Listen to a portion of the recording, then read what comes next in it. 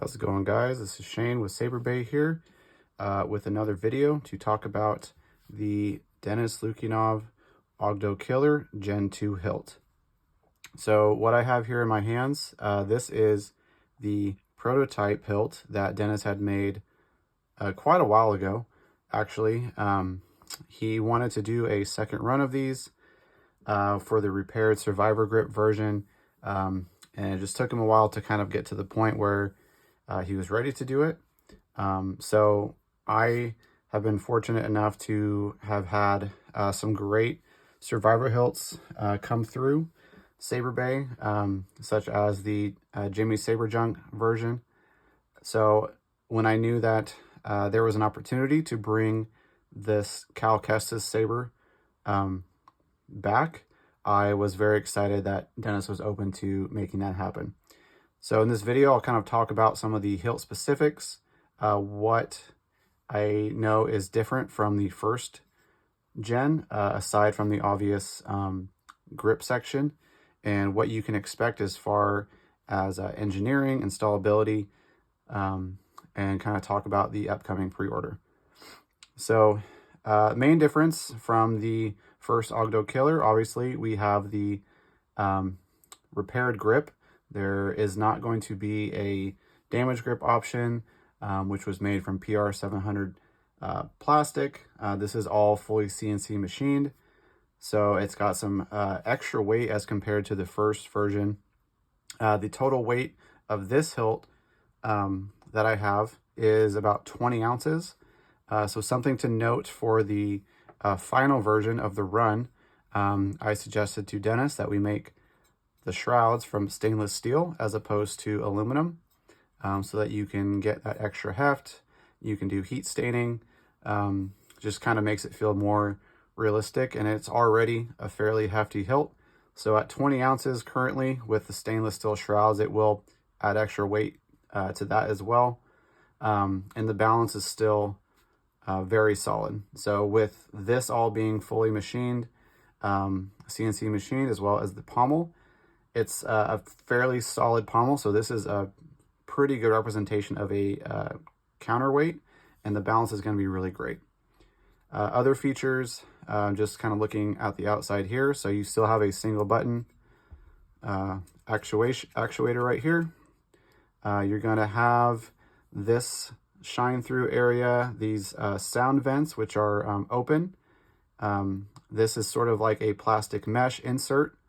It is a more plastic material as compared to the first version, which was more of like a cloth fabric. This does not have to be here. It's just to kind of simulate the effect of a black shroud underneath, but it will be there for you to use or not use, but it comes with all the kits. Also, these are already pre-attached, but you can see these greeblies here on both sides. So those are something that just get glued in after you receive it. You have real copper pieces here, and after a while you can see they've definitely darkened and patinaed quite a bit. This will come with a blade plug, a 1-inch plug. We'll have a custom collector's box, which we don't have the design to show yet, but I did ask Denis to please make a collector's box just because of the overall experience being enhanced, in my opinion. It's always nice to have a good box to go with it. And some basic sets or Allen wrenches, but that's not too important. So it does include all accessories you need. There will be a separate add-on, not even an add-on, just a separate purchase item for just the grip and the pommel if you have the Gen 1, which is the damaged version of the Oggdo Killer. So if you don't want to have to buy an entire hilt, you can buy just the grip and the pommel. So now I'm going to kind of go through the engineering and construction. So starting from the bottom, your pommel has a similar threaded piece as the Gen 1 pommel. So this slides off. This is a separate piece. The grip itself, like I said, it's a matte black anodized finish. Both ends have a compression ring that sit into the milled slot out on both sides. So this acts as a, it'll tighten on both ends so you don't scratch the metal. but this allows, this kind of goes together with the unique clocking system, which is pretty easy to use. So if you were getting just the add-on, the separate grip and pommel, these are the parts you would get. On the Gen 1s, you have this similar sleeve, and you can see it's got the engraving right here. It says Oggdo Killer by Denis, and this is what's gonna thread into the pommel right here. So if you have the first gen, basically all of this upper section should be similar, minus the design changes that he made up here, but this part should be the same, so it will be compatible with the Fallen Order version. So all you need to do, you know, when you get, if you buy these parts, you just get it to this point, slide the grip on, and then thread it in. So this does have a way to properly clock your grip and your pommel, and I'll show you how to do that here. So this section right here, this is a separate piece that unthreads. So you'll see this can spin freely.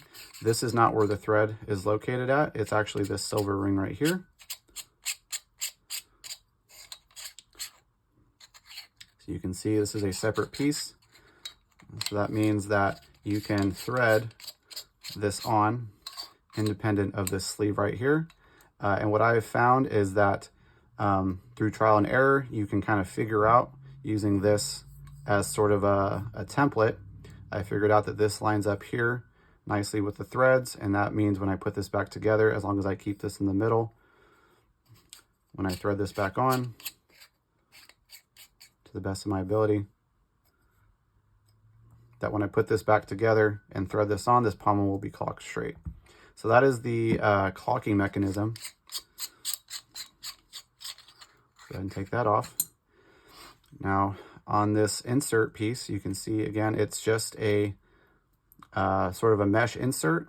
It's a more durable plastic piece. I don't know the exact type of plastic, but if you don't use that and you take that out, you have your sound venting right here.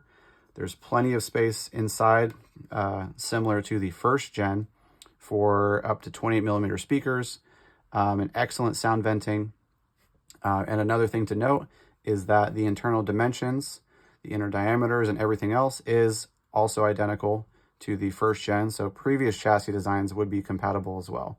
Of course, there will probably be new chassis designs, things that are more easy to print, more cost effective. As of right now, those are still in development. But if you have a chassis already from the first gen, it will be compatible with this. So you do not have to buy a new chassis for installation. Going further up to kind of show how things are deconstructed. So your switch actuator unthreads right here. This part will slide up, and that will reveal a total of 4 set screws going around. So one thing I requested to be added are an additional hidden set screw here in this spot, which will be convenient for chassis retention. So if you're installing a chassis, you can use a set screw to hold it in place, at least in this upper section. Previous chassis designs did not have a way to do that because those set screws didn't exist. So you had to use sort of a pin setup and combination of gluing things in to make them secure. So trying to make it better for installation, I just requested some set screws to be added there. And then those will be hidden once you put everything together by putting this down. And then a set screw underneath one of these greeblies for an upper emitter piece for a chassis as well. So going back to how this is held together, so with one of the included Allen wrenches, you have 4 set screws to take out, and this keeps the upper section all aligned with everything. So if you were taking this apart, this would be what you would do for removing this part.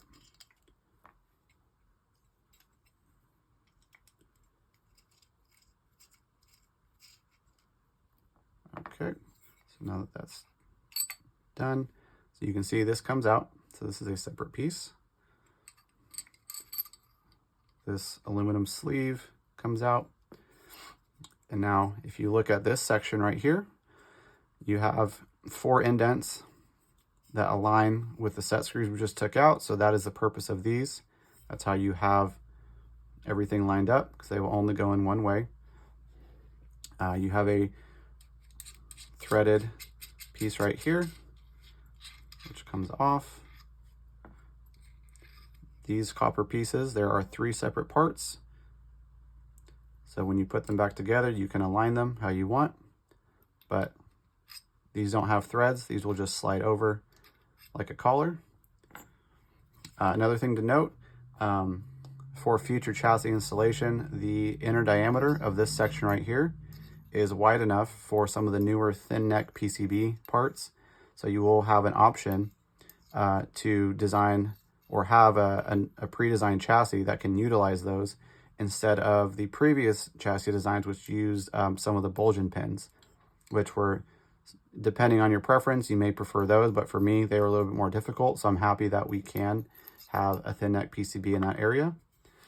So to take off the shrouds, you need to perform all the steps that we just did right here, taking all these parts off. Underneath, you will see that there are set screws, and you would use the smallest Allen wrench to take those out. So this is one part of the redesigned shroud retention method. And we'll see how long this takes me to do. Just want to make sure I get it out all the way.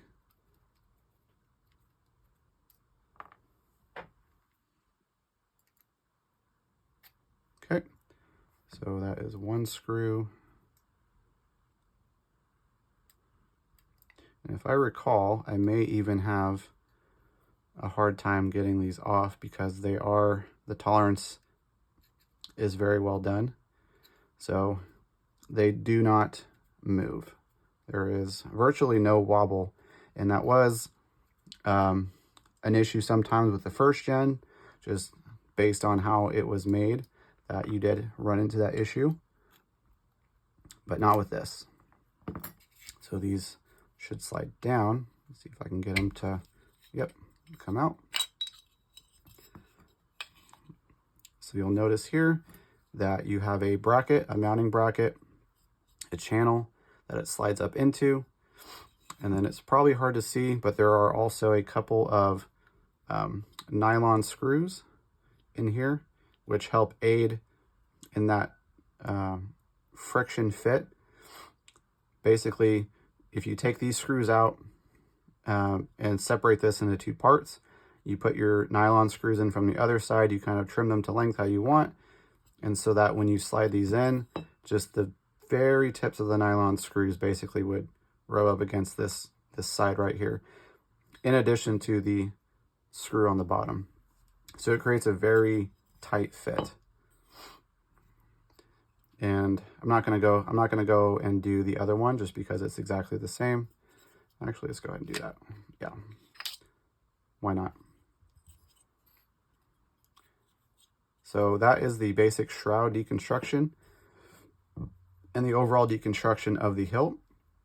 And then last but not least, the 1-inch blade plug, which is going to be included with all the kits.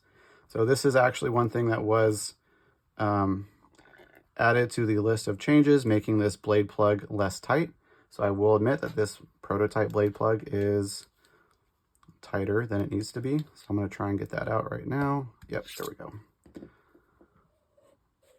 And basically what that is going to be like is the same design, but they're just going to shrink it down by 0.1 millimeters so that it slides in and out easier, because that is too tight.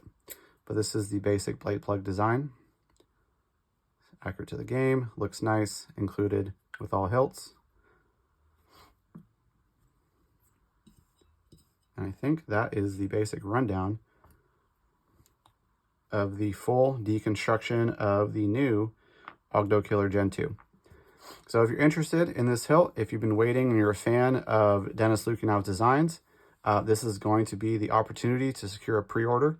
The first 25 people who secure their pre-order are also going to get the custom Survivor desk mat that I'm going to provide.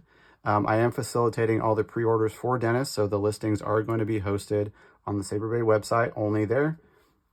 If you want to show your support to Denis, and if you've been on his interest list, this is going to be the opportunity for you to secure one. There are not going to be any custom links sent out or PayPal invoices to streamline everything and make it much simpler for not only myself, but for the customers. That is the reason that we are doing the listing on the website instead of separate orders and invoices. So I hope that explains some things for you guys. If you have any more questions, please feel free to reach out to me. And if it's something I can't answer, I will pass that message along to Denis. And thank you again for you guys' support. I'm happy for the opportunity to support another one of Denis's designs. Hope you guys secure a pre-order. See you guys on the next one.